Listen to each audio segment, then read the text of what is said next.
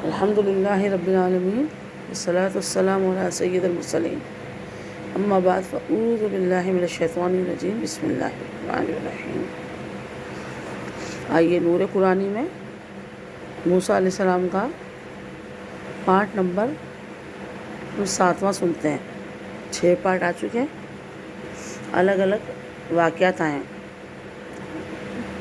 آئیے اب بنی اسرائیل کا اور بلعم بن باورہ کا ہم قصہ سماعت فرماتے ہیں۔ موسیٰ علیہ السلام کو جب 40 سال کے بعد ان کی قوم کو مقام طیہ سے نجات ملی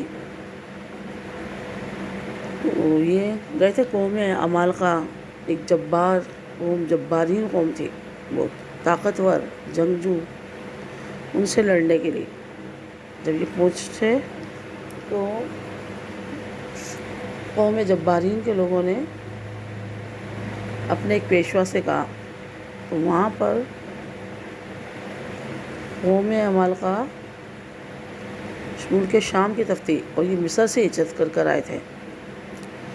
تو وہاں پر ایک بہت عابد نیک شخص رہتا تھا جس کا نام تھا بلعم بن باورہ۔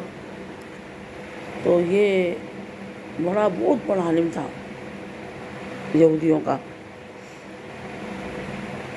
اتنا بڑا عالم تھا کہ اس کے بیک وقت بتایا جاتا ہے کہ 12,000 انک پوٹ ہوتی تھی، سیاہی کی دواتیں ہوتی تھیں طالب علموں کی۔ اب بتائیں جن کی 12,000 انک پوٹ ہوئے تو طالب علم کتنے ہوں گے۔ اور پھر اتنا یہ اللہ کی بارگاہ میں مقبول تھا کہ زمین پہ بیٹھ کر عرش اعظم کو دیکھ لیتا تھا کہ عرش اعظم پر کیا ہو رہا ہے۔ اور یہ مستجابت تو دعویٰ بھی تھا، یعنی اس کی دعائیں مسموع سنی جاتی تھی۔ جو اس کی قوم جب بھی کوئی حاجت آتی اس کے پاس آتی اور اس سے دعا کی درخواست پیش کرتی، تو ان کے لیے دعا کرتا۔ تو جب قوم جبارین کو پتہ چلا موسیٰ علیہ السلام ایک عظیم الشان لشکر لے کر آ رہے ہیں ان سے جنگ کرنے، تو ان کی قوم بلعم بن باورہ کے پاس آئی اور کہا بھئی آپ نا دعا کریں، بد دعا کریں موسیٰ علیہ السلام کے حق میں، تو تاکہ وہ چلے جائے، لشکر تباہ و برباد ہو جائے۔ تو بلعم بن باورہ نے کہا آپ لوگوں کا دماغ خراب ہے،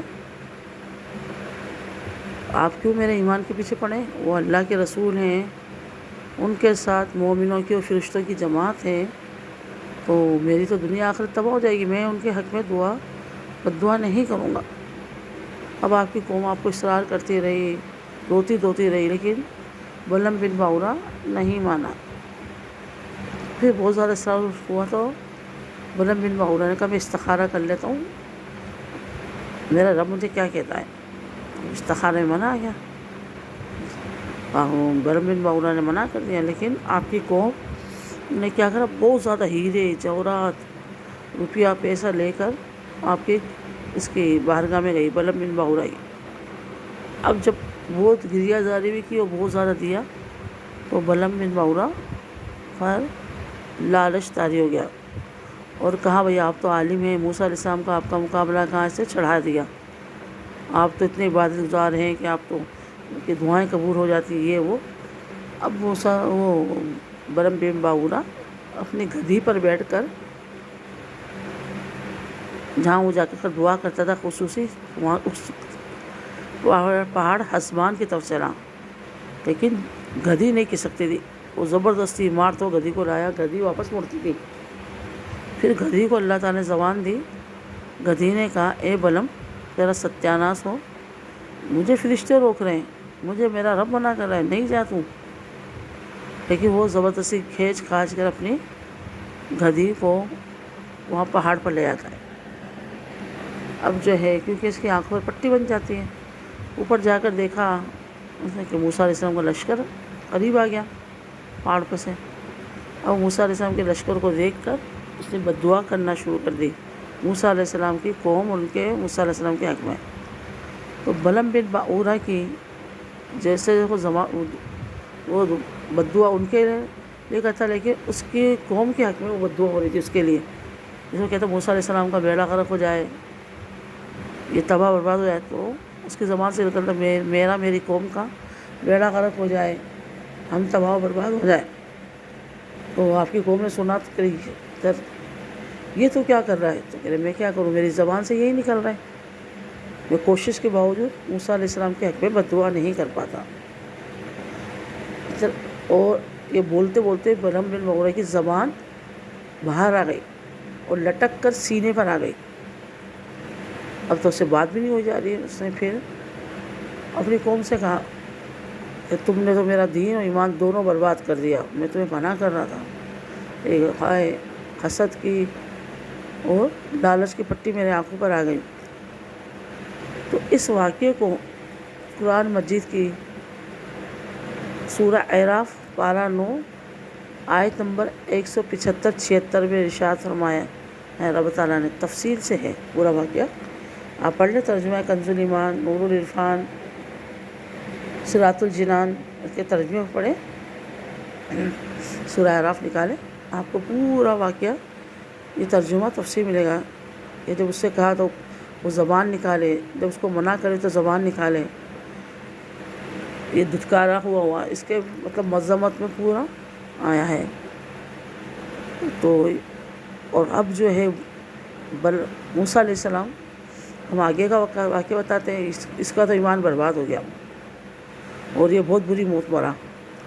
اب جو ہے نہیں، اس سے پہلے سے یہ کہتا ہے کہ میرا تو ایمان برباد کر دیا، لیکن میں چاہتا ہوں تمہیں اپنی قوم کو بچا لوں، تو تم ایسا کرو، حسین لڑکیاں کو تیار کرو، بہت زیادہ حسین لڑکیاں ہوں، خوبصورت ہوں، گہنے وہنے پہنا کر ان کی قوم میں بھیجو، اور ان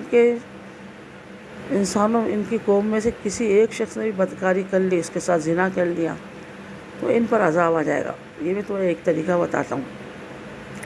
اب انہوں نے یہ کیا، قوم عمالقہ نے حسین لڑکیوں کو بھیجا، موسیٰ علیہ السلام کی قوم نے، انسانوں نے ہاتھ اٹھا کر نہیں دیکھا، لیکن ایک رئیس شخص، امیر کبیر شخص ایک عورت کو لے کر آتا ہے موسیٰ علیہ السلام کی خدمت میں، اور کیا یہ میرے لیے حلال ہے؟ موسیٰ علیہ السلام سختی سے تنبیہ فرماتے ہیں، منع کرتے ہیں کہ خبردار اس کے قریبی مت جانا، یہ تمہارے لیے حلال ہی حرام ہے۔ لیکن اس رئیس زادے پر شہوت کا غلبہ تھا، وہ اس عورت کو اپنے خیمے میں لے آتا ہے اور بدکاری کرتا ہے۔ تو اس کا یہ عذاب نازل ہوتا ہے کہ موسیٰ علیہ السلام کی قوم میں بنی اسرائیل میں طاعون کی بیماری پھیل جاتی ہے۔ وہ اتنی پھیلتی ہے کہ 70,000 انسان جو ہے طاعون کی بیماری سے ختم ہو جاتے ہیں، وہ لڑ نہیں پاتے قوم عمالقہ سے۔ قوم عمالقہ کا انشاءاللہ تعالیٰ نے زندگی دی تو دوبارہ تذکرہ آئے گا، ہم داؤد علیہ السلام اور طالوت اور جالوت کی جنگ میں کے واقعے میں اس کو سنیں گے، تابوت سکینہ کا بھی اس میں خاص واقعہ آئے گا۔ تو اب اس میں ہمیں یہ پتہ چلا کہ لالچ بری بلا ہے، کتنی بھی ایمان کے مقابلے میں رقم آ جائے، کتنی بھی دولت آ جائے، ٹھکرا دینا چاہیے، ایمان بچانا چاہیے، ایمان سب سے بڑی دولت ہے۔ اور موسیٰ علیہ السلام کی ایک نبی کی بات نہیں مانی تو پوری قوم پہ عذاب آ گیا، جو ہم دیکھتے ہیں نا، حالانکہ سب سہالت ہے، کسی نے آنکھ اٹھا کر نہیں دیکھا، ایک شخص کی غلطی کی وجہ سے اللہ تبارک و تعالیٰ اتنا غضبناک ہوا کہ پوری بنی اسرائیل پر عذاب، طاعون کا عذاب مسلط کر دیا۔ تو ہم دیکھتے ہیں نا کہ جب زلزلے آتے ہیں، طوفان، سیلاب آتے ہیں، تو نیک اللہ کے ولی بھی اس میں جو ہے گرفتار ہو جاتے ہیں، بہہ جاتے ہیں عذاب میں، طوفان میں، زلزلوں میں دب جاتے ہیں۔ تو کسی ایک کا کیا ہوا ہوتا ہے تو سب کو بھگتنا پڑتا ہے۔ وہ الگ بات ہے کہ اللہ تعالیٰ ان کو آخرت میں جو ناجائز اللہ کے ولی نیک لوگ عذاب میں گرفتار ہوتے ہیں کسی اور کی وجہ سے، تو اللہ تبارک و تعالیٰ ان کی اس دنیاوی مصیبت کی وجہ سے ان کو جنت میں اعلیٰ مقام عطا کرے۔ لیکن فی الحال تو دنیا میں تو وہ بھی پھنس جاتے، کہتے ہیں گیہوں کے ساتھ گھن بھی پھنس جاتے ہیں، تو یہ حقیقت ہے۔